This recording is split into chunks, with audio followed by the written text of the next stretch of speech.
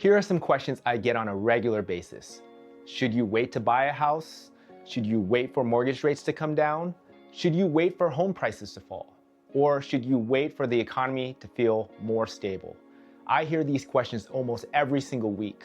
The concern is definitely understandable. Mortgage rates are definitely higher than what buyers have become accustomed to during the pandemic years, and Portland area house prices can really still surprise people. Buying a home is a major financial commitment, so nobody wants to purchase at the wrong time and regret it later.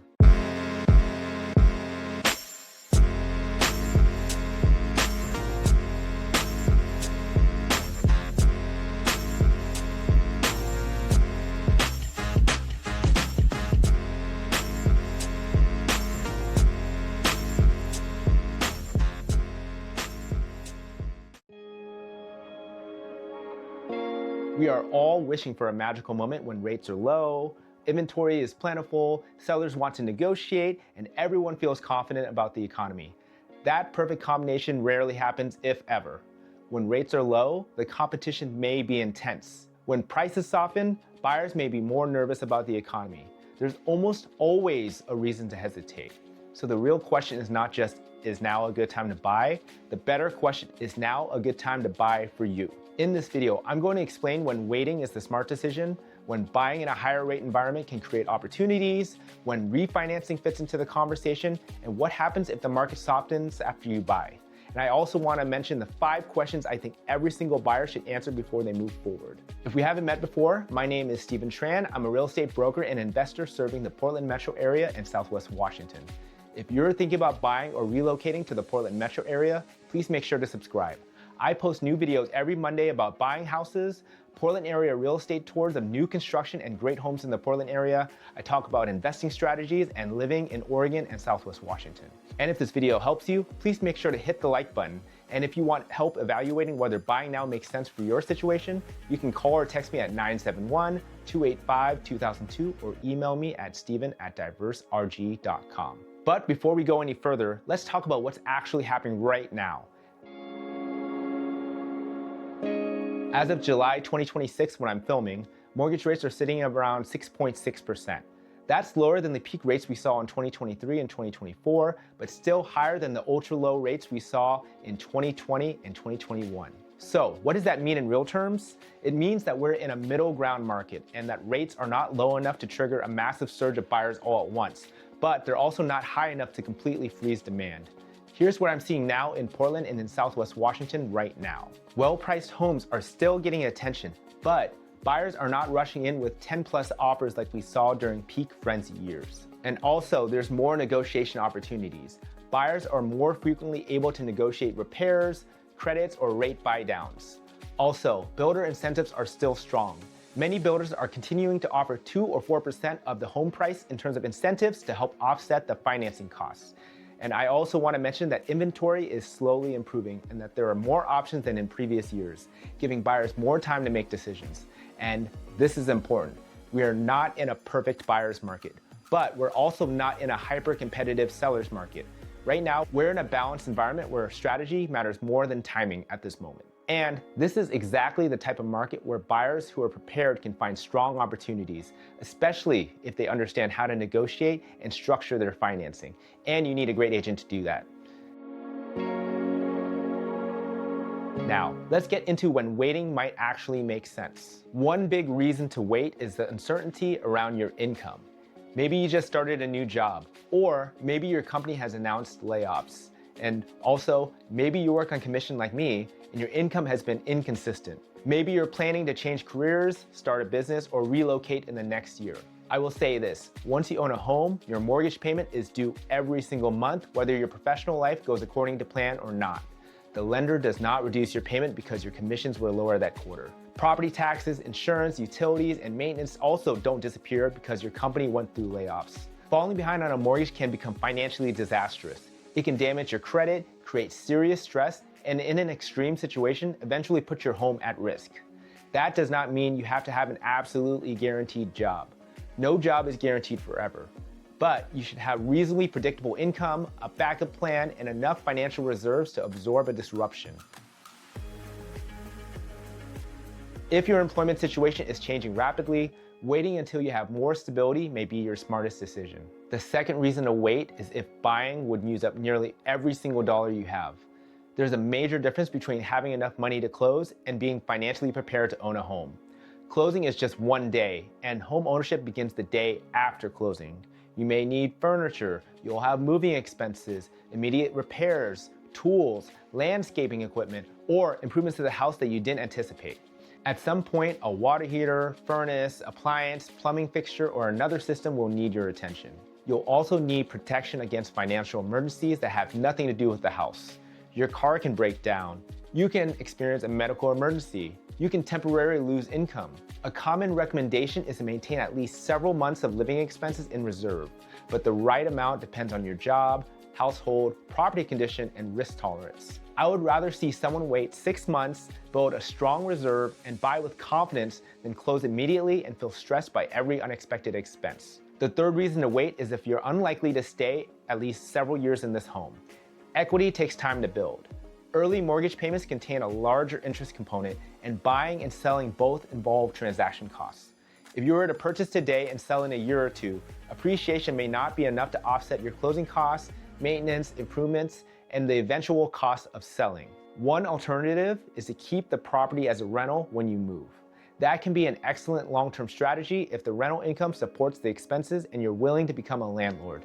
A tenant may help pay down the mortgage while you continue to build equity and potentially benefit from appreciation. But not every property makes a good rental, and being a landlord is not passive.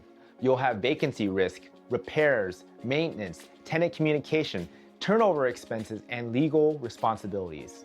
Before buying, ask yourself, what happens if your life changes in 2 years? Can you sell without it creating a financial problem? Would the home work as a rental? Would you actually want to manage it? If you don't have a reasonable exit strategy, renting may provide the flexibility that you need. The fourth reason to wait is simple. The payment does not fit your life. The maximum amount a lender approves for you is not automatically the amount that you should spend. Your actual housing cost includes principal, interest, property taxes, homeowners insurance, possible HOA dues, utilities, and maintenance.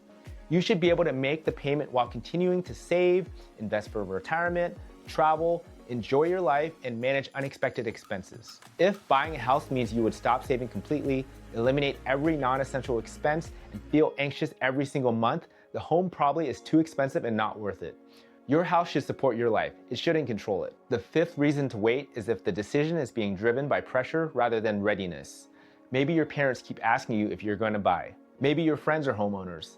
Maybe social media is making you feel left behind. Maybe you believe that buying is simply what you're supposed to do at a certain age. None of those are good enough reasons to take on a major financial commitment. Your income, your savings, goals, and timelines are different from everyone else's. There's no prize for buying before you're ready. If waiting allows you to strengthen your finances, improve your credit, build reserves, or clarify where you want to live, that is productive waiting. The problem is not waiting. The problem is waiting indefinitely for a perfect market that may never arrive. Okay, now let's look at the other side. There are definitely advantages to buying in a higher rate environment that buyers often overlook. Let's say your employment is stable, you have healthy reserves, and the payment is comfortable, and you expect to own the home for several years. Buying now still actually makes a lot of sense. When mortgage rates are elevated, some potential buyers leave the market or reduce their budgets. Oregon and Southwest Washington can still be competitive, especially for desirable homes that are priced correctly. But higher rates may reduce the number of buyers pursuing each property. For you, that can create opportunities to buy closer to the list price rather than automatically competing far above it. In a slower market, buyers may also have room to negotiate repairs, closing costs, possession dates, rate buydowns, and other contract terms. The lowest interest rate environment is not always the easiest buying environment. When rates dropped to extremely low levels during the pandemic, many buyers faced intense competition, rapid deadlines, escalation clauses, waived contingencies, and offers significantly over the asking price. A higher rate environment may give you more time to evaluate the property and negotiate protections that are harder to preserve during a frenzy. I will also say this. Buying at today's rate does not necessarily mean you will keep that rate forever. If mortgage rates decline and refinancing makes financial sense, you may have the opportunity to replace your existing loan with a new one at a lower rate. By that point, you may also owe less because each mortgage payment has reduced your principal balance. Refinancing is not guaranteed.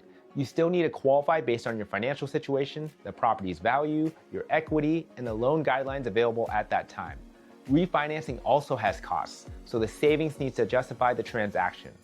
But it's a potential option. A phrase people often use is date the rate and marry the house, and I think that really oversimplifies the decision. A better way to say it is, you may be able to refinance your loan, you cannot refinance your purchase price. If you purchase during a period with less competition, negotiate favorable terms, and refinance later, you may benefit from both market conditions. If you wait for rates to fall, you may join thousands of other buyers entering the market at the same time. Competition may increase, seller concessions may disappear, and prices may respond to stronger demand. A lower rate does not automatically mean a better deal if you have to pay significantly more for the property. Another advantage of buying now is that you get to start building equity.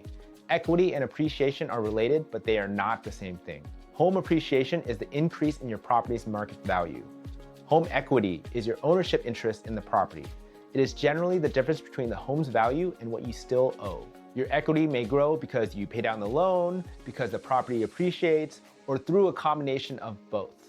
For example, imagine buying a home for $500,000 with a mortgage balance of $475,000. As you make payments, the balance gradually declines. If the home also increases in value over time, the difference between its value and your remaining loan balance becomes larger.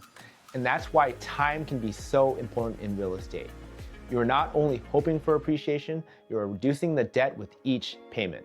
The sooner you can purchase a home you can comfortably afford, the sooner that process begins. Waiting is not automatically wrong, but waiting also has an opportunity cost. Renting is often cheaper on a monthly basis, especially in the early years. Renting provides flexibility, and it transfers a lot of the repair responsibilities to the landlord. It may also allow you to live closer to work or in a neighborhood where purchasing would be too expensive. But renting also means you have less control over the house. Your landlord may increase the rent within legal limits. They may sell the property. They may decide to not renew the lease. You may face restriction on pets, renovations, paint, and how you use the space. And although the landlord is responsible for many repairs, that does not mean every landlord responds quickly or completes repairs to the standard that you would choose. Ownership gives you control.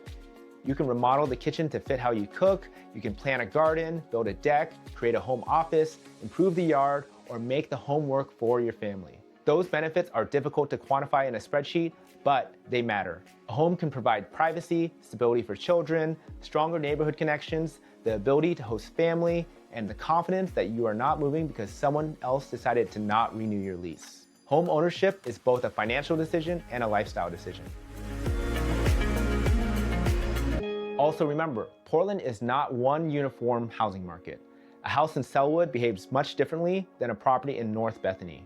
Beaverton differs from Happy Valley, Vancouver is different from Camas, and Ridgefield is different from Portland.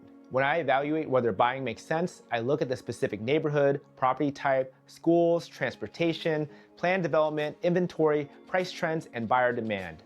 The Portland region also faces geographical and land use constraints that limit where new housing can be built.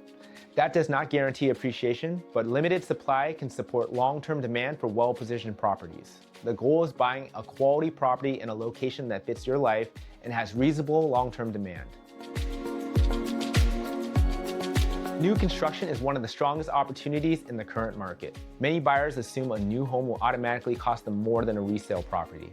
The list price may be higher, but the financing package can tell you a different story. I've worked with builders offering incentives equal to 3 or 4% of the purchase price.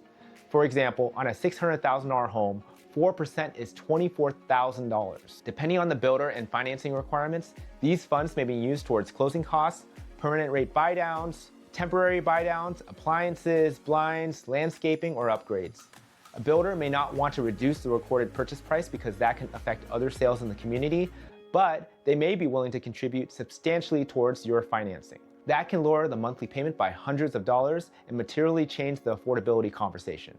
New construction may also reduce immediate maintenance concerns because the roof, HVAC, plumbing, electrical systems, windows, and appliances are all new. Still, you should still complete inspections because new does not mean perfect.